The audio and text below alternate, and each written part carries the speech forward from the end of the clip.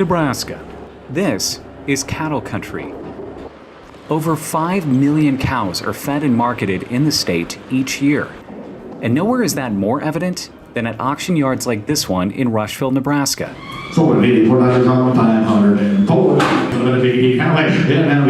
Cattle are sold to the highest bidders both locally and nationally. In fact, the #1 cow county is right here in Cherry County, with nearly 166,000 head of cattle.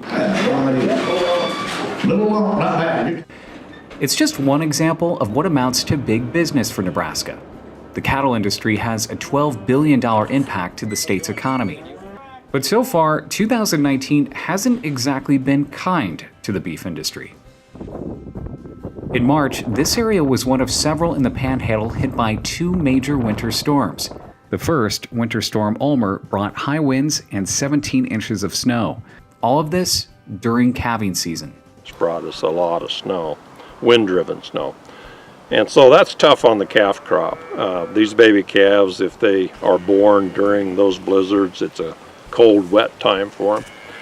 And especially if they're caught out in the open, without any shelter or wind protection.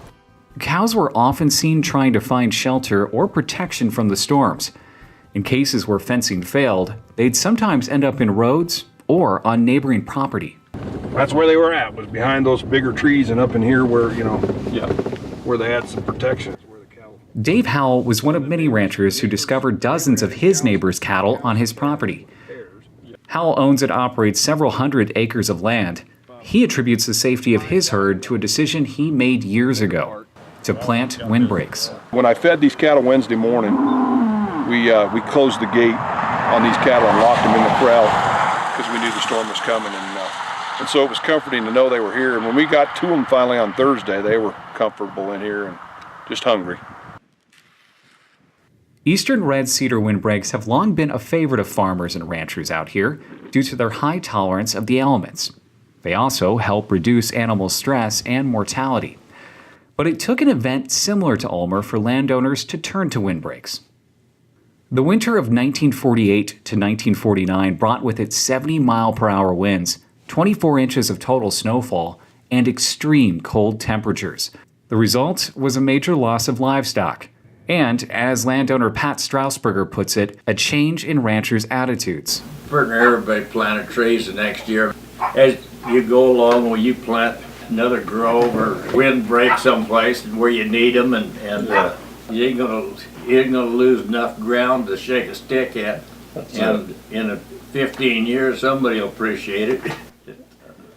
Nearly 40 years later, that lesson repeated itself to Pat's son Mike, who now runs the ranch. With the storms that we've had this spring, it's particularly important to visit with someone about the importance of these trees and planting trees in the sandhills for livestock protection.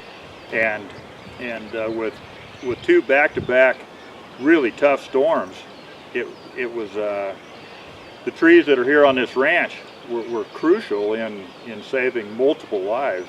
The Strausberger family owns 7,500 acres and operates close to 10,000 with 525 cow-calf pairs.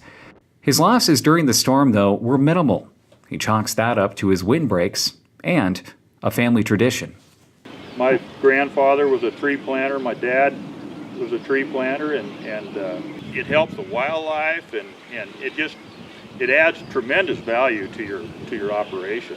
The things you do now, maybe you don't think a lot about, but someday, the next generation will say, you know what, I'm so thankful for what he did. Even years after the Dust Bowl of the 1930s or the blizzards of the late 40s, the benefits of windbreaks continue on.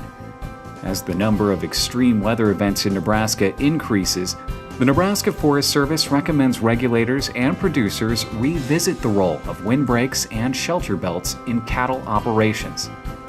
For more information, visit nfs.unl.edu.